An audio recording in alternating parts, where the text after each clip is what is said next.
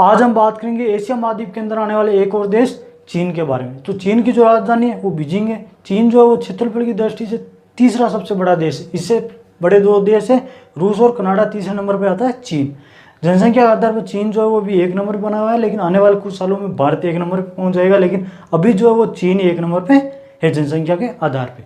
चीन को जो एशिया का मरीज कहा जाता था, लेकिन अभी जो है वो चीन एशिया का डॉक्टर बना। इसके लिए चीन ने जो है वो 2-3 चीज़ों पे काम किया। पहली चीज़ चाइना ने क्या की कि अपने लोगों को स्किलफुल बनाया, क्योंकि यदि किसी भी व्यक्ति के पास स्किल रहेगी ना तो बेरोजगार नहीं रहेगा, कुछ ना कुछ काम कर लेगा।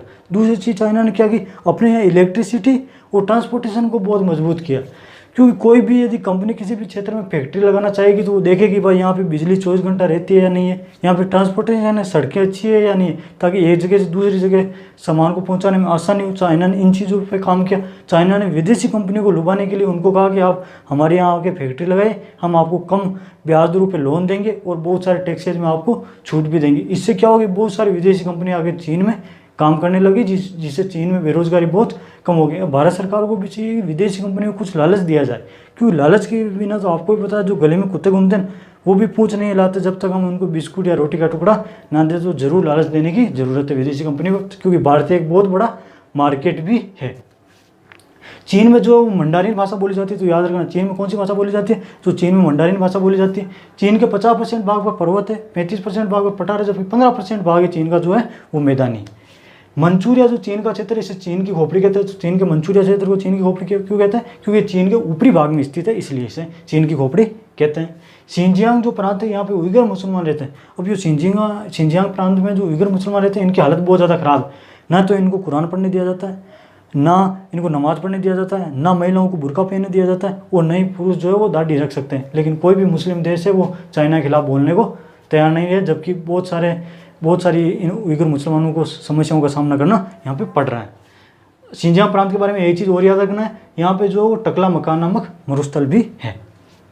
रेशम मार्ग चीन को यूरोप से जोड़ता था, जिस पर कुषाण शासक कनिष्क ने अधिकार कर लिया था। अब रेशम मार्ग पर कुषाण शासक कनिष्क ने अधिकार क्यों किया, तो कनिष्क की जो पत्नी थी उसने कनिष्क को कहा कि भाई मुझे रेशम वस्त्र चाहिए, आप रेशम वस्त्र ला के दीजिए। तो कनिष्क ने चीन से संपर्क किया कि आपकी जो रेशम की जो टेक्नोलॉजी है वो हमें दीजिए। अब चाइना ने कहा कि भाई हम हमारी रेशम की टेक्नोलॉजी किसी को नहीं देने वाले। तो कनिष्क ने क्या किया, भारत के ऊपरी भाग से उनका जो चीन का जो वो सिल्क रोड यानी रेशम मार्ग जा रहा था उस पर जाके हमला बोल दिया, और जितने भी चीन के व्यापारी थे उनको मार दिया और उस मार्ग पर अपना अधिकार कर लिया। तो याद रखना चीन के रेशम मार्ग पर किसने अधिकार किया तो कुषाण शासक कनिष्क ने। 1959 में चीन ने तिब्बत को अपने में मिला लिया। अब यहाँ पे क्या हुआ, जब 1959 में चीन तिब्बत को अपने में मिला रहा था उस टाइम भारत इस चीज़ का विरोध नहीं कर सका, क्योंकि उस टाइम भारत और चीन के बीच पंचशील समझौता हो रखा था, और उस समझौते में कहा हुआ था कि दोनों देश अपने आंतरिक मामले में हस्तक्षेप नहीं कर सकते। इस कारण भारत जो है वो चीन का उस टाइम विरोध नहीं कर सका। तो इस चीज़ को भी आप याद रखना। चीन को कब मिला है, तो 1959 में। 1962 में अक्साई चीन को चीन ने अपने में मिला लिया। अब जब 1962 में अक्साई चीन को जब चाइना ने अपने में मिलाया लद्दाख के क्षेत्र को, उस टाइम कहते हैं कि जवाहरलाल नेहरू ने वायुसेना को इजाज़त नहीं दी, और यदि वायुसेना को उस टाइम यदि इजाज़त दी होती तो ज़रूर उस अक्साई चीन को जो है वो चीन के कब्जे से छुड़ाया जा सकता था। तो याद रखना अक्साई चीन को कब मिला, तो 1962 में चीन ने अपने में अक्साई चीन को मिला लिया। हान चाइना जो चीन का क्षेत्र है उसे मुख्य चीन कहते हैं। तो याद रखना मुख्य चीन किसे कहता है, इस हान चाइना क्षेत्र को। इससे मुख्य चीन क्यों कहते हैं, क्योंकि सबसे ज़्यादा चीन का जो विकास है वो इसी क्षेत्र में हुआ है, और सबसे ज़्यादा जनसंख्या भी चीन की इसी क्षेत्र में रहती है। चीन के बीच में गोबी का मरुस्थल है। तो याद रखना चीन के बीच में कौन सा है, गोबी का मरुस्थल है। और पश्चिम में तिब्बत और शिनजियांग पर्वतीय क्षेत्र। चीन के जो अधिकतर क्षेत्र वो पश्चिमी क्षेत्र में ही है, जैसे तिब्बत और शिनजियांग, इन क्षेत्र में चीन के जो है वो अधिकतर पर्वत है। यहाँ ही चीन की जो है वो आर्मी भी इसी क्षेत्र में रहती है। शंघाई शहर चीन का सबसे बड़ा शहर है, इसे एशिया का मैनचेस्टर भी कहते हैं। तो एशिया का मैनचेस्टर किसे कहते हैं, तो चीन के शंघाई शहर को एशिया का मैनचेस्टर कहते हैं। मैनचेस्टर किसे कहते हैं, जो टेक्सटाइल यानी कपड़ा उद्योग में अच्छा कार्य कर रहा हो उसे मैनचेस्टर कहते हैं। तो एशिया का मैनचेस्टर किसे कहते हैं, तो शंघाई शहर को। हुआंगवो जिसे पीली नदी भी कहते हैं, इसे चीन का शो कहते हैं। इस नदी को चीन का शो क्यों कहते हैं, क्योंकि जब बरसात होती है तो ये बहुत सारी तबाही इसके आसपास के क्षेत्रों में लेके आ जाती है, इसलिए इसे चीन का जो है वो शो कहते हैं। तिब्बत के मानसरोवर झील से सिंधु, सतलज और ब्रह्मपुत्र 3 नदियाँ निकलती है। तो ये भी याद रखना, तिब्बत के मानसरोवर झील से कौन कौन सी नदियाँ निकलती है, तो सिंधु, सतलज और ब्रह्मपुत्र, ये 3 नदियाँ निकलती है तिब्बत के मानसरोवर झील से। और यांगटेज जो नदी है वो एशिया की सबसे बड़ी नदी है, ये भी चीन में ही बहती है। तो ये भी याद रखना, एशिया की सबसे बड़ी नदी कहाँ बहती है, तो चीन में। अब हम देखते हैं मंगोलिया के बारे में। तो मंगोलिया की राजधानी उलान बाटोर है।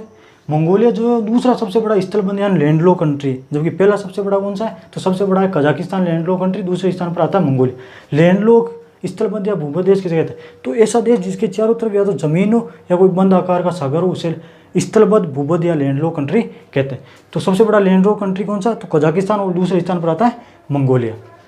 साथ ही मंगोलिया जो एक बफर देश भी है, बफर देश किसे कहते हैं, तो ऐसा देश जो दो बड़े देशों के बीच में स्थित हो। तो मंगोलिया के दो बड़े देश कौन से हैं, तो एक तरफ तो चीन आ गए, एक तरफ रूस आ गए, इसलिए इसे बफर देश भी कहते हैं। तो याद रखना बफर देश किसे कहते हैं, दो बड़े देशों के बीच में उपस्थित देश को बफर देश कहते हैं। तो चीन के मंगोलिया के एक तरफ चीन आ गए, एक तरफ रूस आ गया, इसलिए इसे बफर देश भी कहते हैं।